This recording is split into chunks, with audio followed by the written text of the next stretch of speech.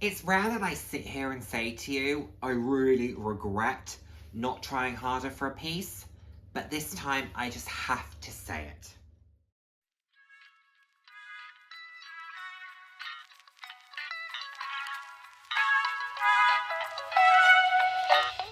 Hello, and the warmest of welcomes to today's video. For those of you who haven't seen my face before, hi, I'm Nick, glad to have you here. Those who have seen my face before, thank you so much for joining me again. I hope you're enjoying my videos. I put out videos roughly 2 to 3 times a week on a range of different topics, anywhere from fashion to like more personal topics. So if that sounds like something you'd be interested in, please do head down, hit subscribe, and turn on the notification bell. I love chatting with you all. I'm all about living life loud, and what that means to me is being your authentic self, being proud to be you, and just celebrating who you are. Celebrate yourself, and of course, celebrating others. So, come on. There she is. There she is. Hey? Hey, hey, hey. Hey, hey, hey. You're so cute. You're so cute. Okay, so it is rare, as I said, that I will sit here and say that I regret something. Now, I must admit, Poppy, I have to admit, I really feel like I made a mistake not trying harder to secure something from the Murakami collection. And by something, I don't just mean like any piece of it that I could get, because as has been chronicled by many individuals, there was the odd piece available. If there was more than just a display item, you could, in theory, purchase. However, I didn't want necessarily a pencil case or a card holder. Like, as nice as they were, that wasn't what I was wanting. I truly regret not trying harder to get that Speedy 30. The soft Speedy. You agree, don't you, Poppy? I know. But when you hear the price, you'll be glad I didn't. Yeah, you'll be pleased. But I really do feel like I should have tried harder. And it's so funny how I went to London, chronicled the journey, shared that with you, met up with some of my fabulous friends, had the most fabulous time. Was in no way, even when I went to Selfridges, Louis Vuitton on my own, and I was having a look at some of the pieces, and there was nothing there that I was thinking, oh, Nick, you really should have gone for it here. You know, there were a couple of pieces that beforehand I was thinking if I could get my hands on them, maybe I would try, but I knew that they were going to be really sort of competitive, and some of the content I was seeing was very much like you'd be lucky to get these particular pieces. It was the Speedy 30 and the On The Go, and they seem to be like fairly popular styles that in advance a lot of people were saying, you know, best of luck if that's what you're going for, the smaller bags, etc. And it was really interesting because I also, in my head, when I have no business spending £3,150 on a bag at this point. Like, there are other things I want to be doing. I want to be thinking about, you know, other pieces. I want to be thinking about doing a little remodel on my home, or, you know, if I decide not to do that, maybe even moving, like having those thoughts. But there's some stuff that I do know that I need to do in my home, and I also want to still be able to buy pieces and enjoy going shopping and having the potential to pick something up if I saw it. And buying a bag for £3,150 would have gone against a lot of that. So that's kind of where my head was at going in, and I was taking a very logical approach. And I even felt that, as I said, when I was going around Selfridges, Louis Vuitton, going, this is beautiful, but, you know, I'm cool. Even when we were at Bond Street, seeing the pieces again, I was thinking, this is great, love it, fantastic, love it for everyone who's getting their pieces, I'm cool. When we got to the apartment and the fabulous Deb was unboxing to sort of have a look at it, her Speedy 30, she gave us all the opportunity to have a little bit of a try on. If I didn't love Deb so much and didn't have, you know, morals, I'd have been out the door with that bag, because as soon as I put it on, As soon as I put it on with that shoulder strap, which I know a lot of people aren't huge fans of, as soon as I put it on with that shoulder strap and had it on my shoulder and then had it in the crook of my arm, oh, I was like, Nick, what have you done? Why did you not try harder? Why did you, get scared off by the rumours and the chatter about how difficult things were going to be? And because as soon as I held it, I was like, oh my goodness, this could be like my bag. This could be, if I was going to buy one Louis Vuitton bag, even because also I convinced myself that it being a Speedy 30 instead of a 35 would put me off a bit, and I would prefer a 35. The 30 is actually a really good size, and I tried it on and I was like, Nick, what have you done? Why did you not try harder?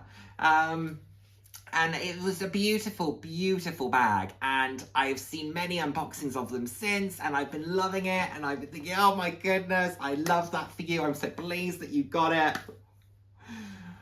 But why didn't I try a bit harder? Not to say that I would have been able to get one, because I think that was a really hotly contested piece, and not to say I would have been able to get one, but I wish I'd given it more of a go. And I think also I had it in my head that I could potentially go for one pre-loved. I was even talking on the day with Steph and Deb and saying, where do you think would be a good place to maybe look for one of the former release pieces? And they were giving me some suggestions. But then the more I've gone away and looked at those, the more I've been thinking, I love the canvas, but I don't love the vachetta leather. I don't love all of the hardware. What I loved about this soft Speedy was the fact that it wasn't as fussy. It had silver hardware, which is very me. Like, everything about it was just more me. I loved the shoulder strap. Like I said, I know a lot of people would have preferred to come with some form of adjustable longer crossbody. I completely get that. I loved the shoulder strap it came with. I thought it was excellent. So, there were lots of reasons why that would have worked. The on the go I thought was beautiful. That would have been the wrong bag. There is no regret for me in that one, because as much as it was beautiful, the white multicolour, the fact that it was a smaller on the go, the price, it was another £600 if I'm not mistaken. That would have been an on the shelf. That would have been a waste of money for me, as stunning as it would have been. But that soft Speedy, incredible. Love, love, love the multicolour. It just, that will sit as one that I will regret, and I will not be looking for it pre-loved anytime soon. I think it will be one that appreciates for a long time, and I think it will hold its value even once it's stopped appreciating. I think it will hold its value very, very well. I think people will do well out of that bag. And yeah, it wasn't until I physically had it in my hands that I had that feeling about it. Even just on the shelf, I didn't have that feeling about it. It was how I then saw how it worked with what I was wearing. I wish I got a photo. How it worked with what I was wearing, and how it just... It sounds so silly how it made me feel holding it. I have a lot of really beautiful bags. Like, take my bag of the day.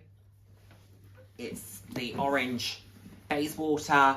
I have some really beautiful bags, and I'm very, very fortunate. And those really do make me smile.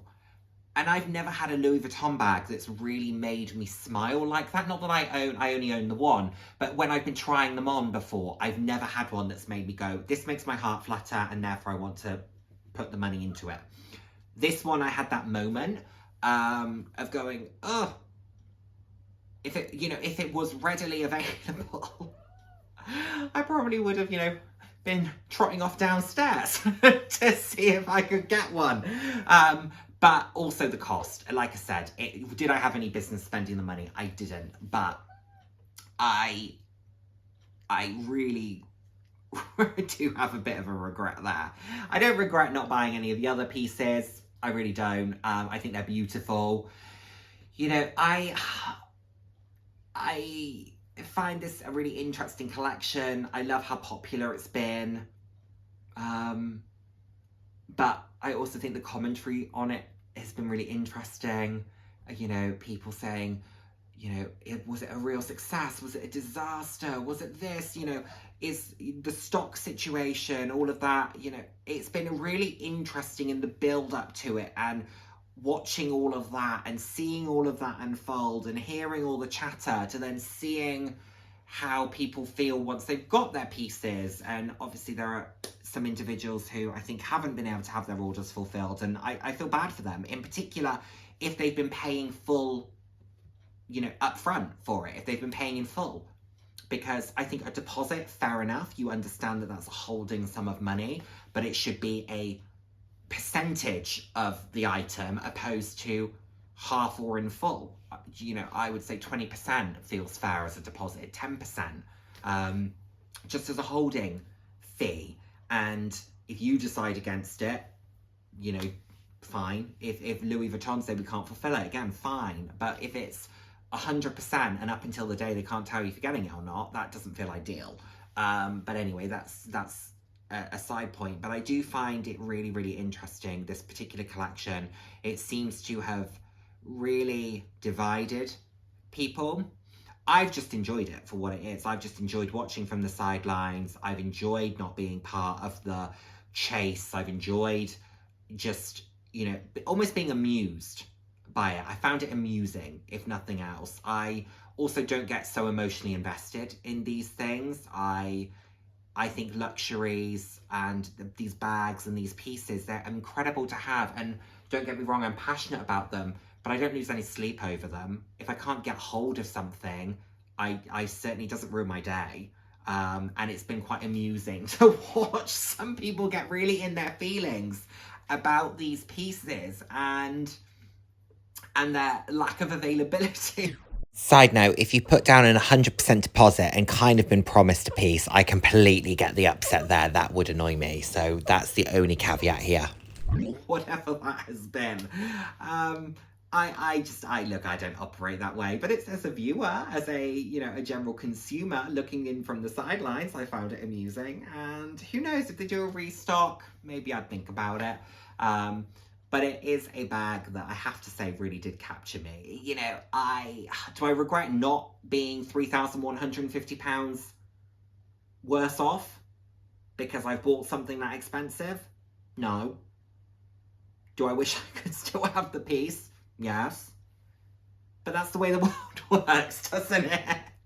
They've got the good, you've got the money, you've got to exchange the two. I don't want to give away the money. And to be honest, in this instance, they had a finite amount. They didn't want to give away the goods. So look, it is what it is.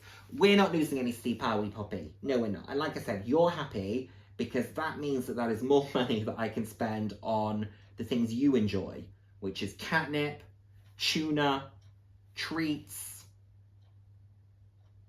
What else? What else do you love? Blankets, toys, all the things.